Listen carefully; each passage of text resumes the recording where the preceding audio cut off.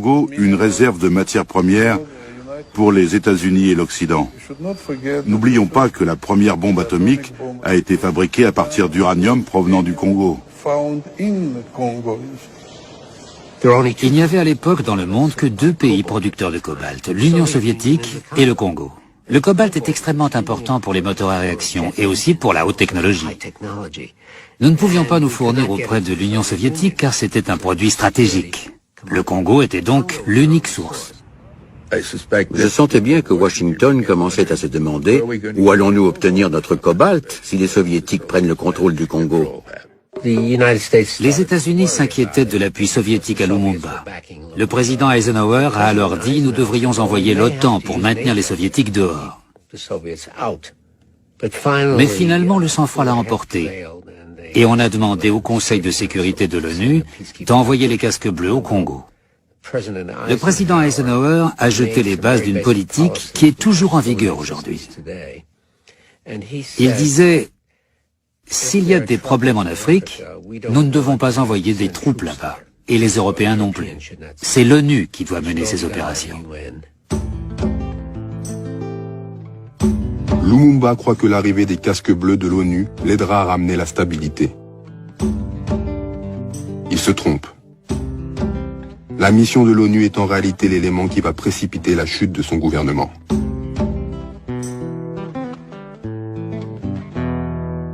On n'a pas vu un danger dans les Nations Unies, d'autant plus qu'on nous a toujours dit dans les manuels d'histoire politique, l'ONU, ça prône la paix.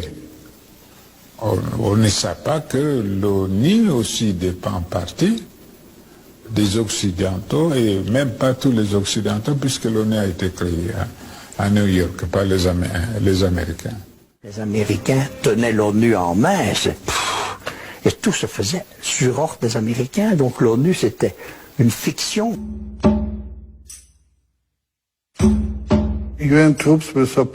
La force de l'ONU était censée protéger l'indépendance du Congo, mais elle a empêché les troupes restées loyales à Lumumba d'agir.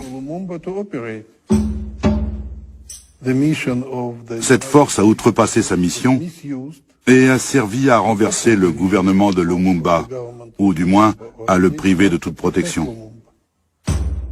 Les troupes des Nations Unies ici vont encercler la résidence du Premier ministre. Sans aucun mandat, sans aucune autorisation, il y a une crise interne, les Nations Unies s'interposent et vont mettre le Premier ministre en résidence surveillée. Bajo la bandera de las Naciones Unidas en el Congo fue asesinado Lumumba. Y esas eran las Naciones Unidas que pretendían los norteamericanos que vinieran a inspeccionar nuestro territorio. Esas mismas Naciones Unidas. Pero no porque él confiara que el Congo Il était sûr que le Congo pouvait devenir la base d'où partiraient les colonnes qui allaient rendre son indépendance à l'Afrique, au-delà des frontières. Selon sa conception de la lutte révolutionnaire, ce que Debré a appelé le fokisme, un centre à partir duquel rayonnent des colonnes, le Tché voyait le Congo comme l'épicentre de la libération de l'Afrique, en raison de ses 9 frontières.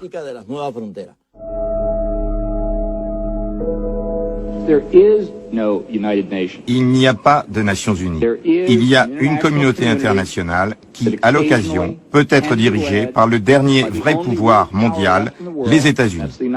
Quand les États-Unis dirigent, les Nations Unies suivent. Et nous ne dirigeons que quand ça correspond à nos intérêts nationaux. Mais dans un livre paru en 2007, John Bolton donne un autre argument. Il explique que les États-Unis doivent pouvoir, partout dans le monde, fournir des fusils quand ils le décident à des bandes armées. C'est une constante de la politique américaine depuis 30 ans, faire la guerre par milices interposées. Pour les besoins de la propagande, ces bandes armées sont baptisées combattants de la liberté.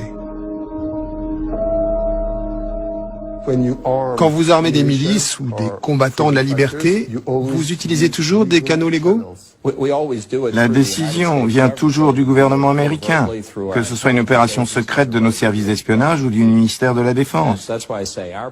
Notre problème, c'est qu'on est tellement transparent qu'il est difficile de conduire des opérations clandestines, même quand on souhaite le faire.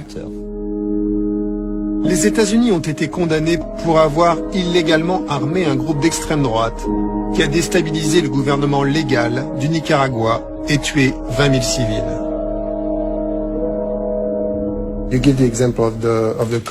Vous donnez l'exemple des Contras au Nicaragua, et alors que la communauté internationale les considérait non pas comme des combattants de la liberté, mais comme des terroristes. Les États-Unis ne les considéraient pas comme des terroristes. Nous avons fourni des armes aux Contras. Pour le reste du monde, c'était des terroristes. C'est le point de vue du reste du monde, mais les États-Unis prennent leurs propres décisions. Mais à la fin, qui décide qui est un combattant de la liberté ou qui est un terroriste? C'est vous, les États-Unis? Notre principe, c'est que le droit d'avoir des armes est protégé aux États-Unis. Et nous pensons que ce principe doit pouvoir être appliqué ailleurs. Le tiers-monde pendant la guerre froide était un véritable terrain de chasse. Littéralement. Pourquoi? Parce qu'en Europe, toutes les frontières étaient figées. Les franchir signifiait déclencher la guerre atomique, que personne ne voulait. Alors que le tiers-monde n'avait pas de maître. On pouvait y agir en toute liberté et étendre son influence. Nous considérions, et je pense que c'était vrai, que nous étions face à une tentative visant à faire du Congo une réserve de matières premières pour les États-Unis et l'Occident. N'oublions pas que la première bombe atomique a été fabriquée à partir d'uranium provenant du Congo.